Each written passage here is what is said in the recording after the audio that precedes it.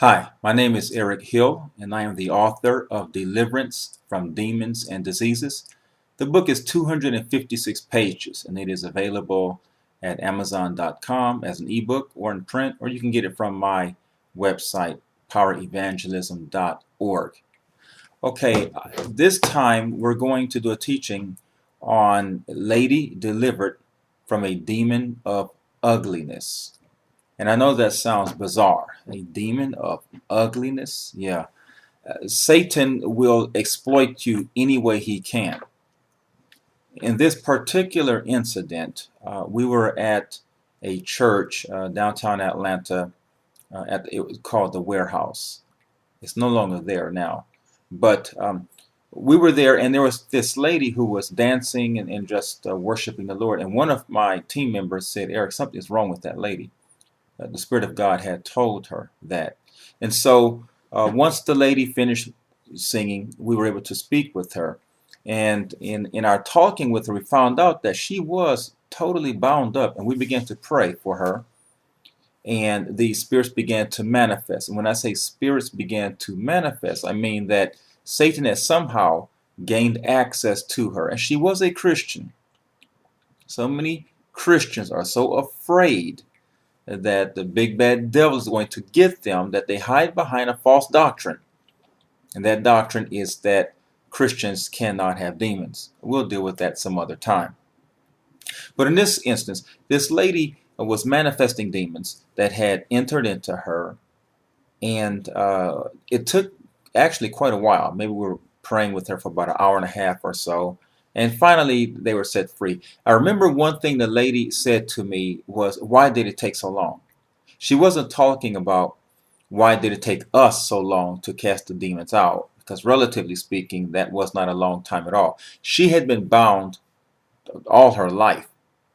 What she was asking was, why did it take her so long before she could find someone who could set her free?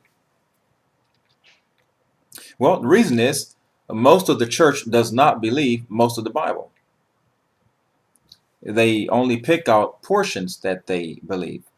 They pick out portions that will not conflict with their preconceived notions. So it's not easy to find someone who will pray for you and expect God to do something right there on the spot.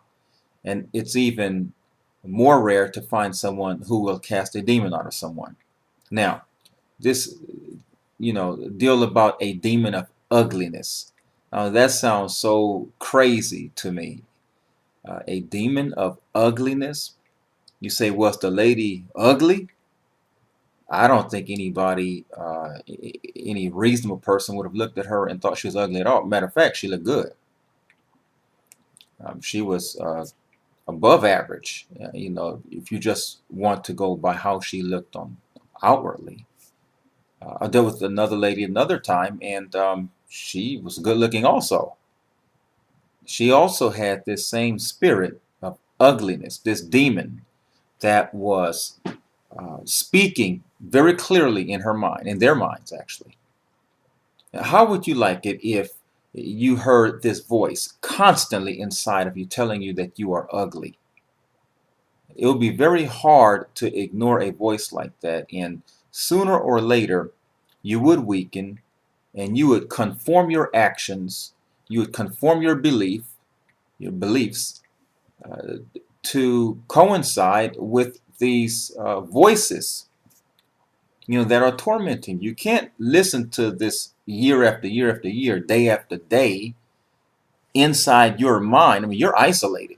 Who can you tell without them thinking you're crazy? So you're listening to this constantly. It has to affect you in some way.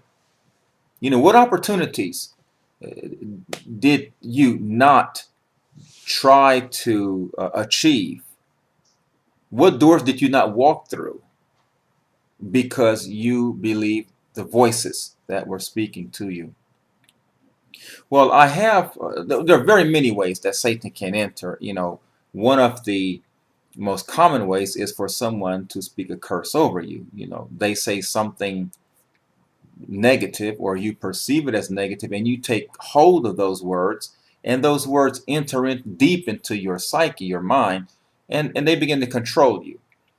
And because you believe those words, Satan, he grabs a hold to those words, and in some mystical way, they become a legal right for him to bring that thing to pass in your life.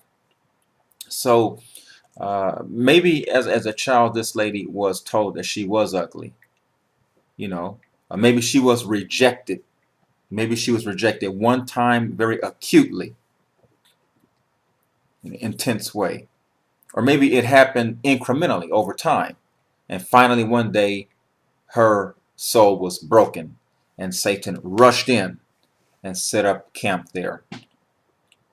I want to tell you one way this happens around the world, because there is such a thing as cultures being demonized.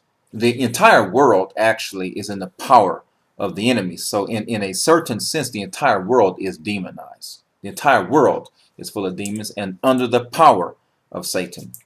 Now, here is something that I want to briefly explain to you as it relates to women and this spirit of ugliness and other related spirits.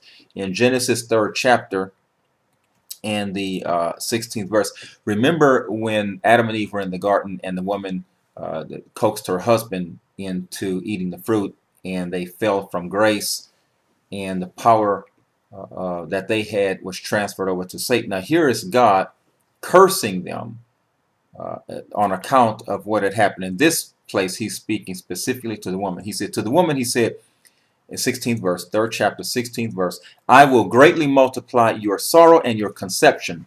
In pain you shall bring forth children. Here you go. Your desire shall be for your husband, and he shall rule over you. Now, these two things are quite telling.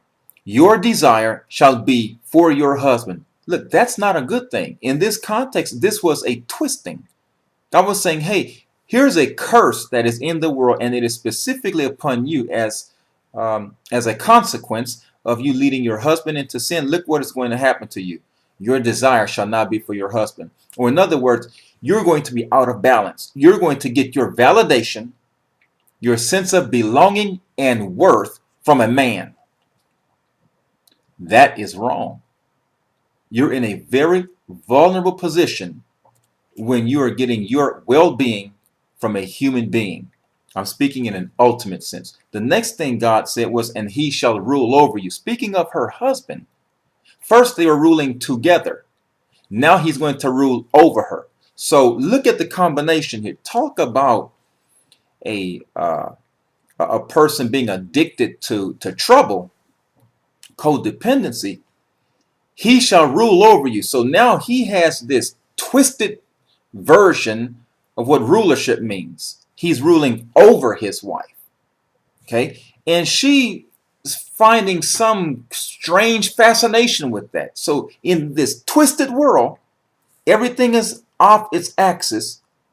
Women are quite vulnerable to the attacks of the enemy. And all over the world, you can just look at how Satan has exploited women through politics, through religion. They have been made second-class citizens all over the world. Some places they are killed as children because the families don't want girls. They want boys. All over the world, women are despised. Some religions despise women. Here in America, we make women second-class citizens in the name of Jesus. We also have this satanic influence over us. This influence that makes us want to bind women. This is a curse, and women need to see this for what it is. And when Satan tells you that you are ugly, that you are beneath what God has created you to be, you need to rebuke him in the name of Jesus Christ. Just a little something to make you think.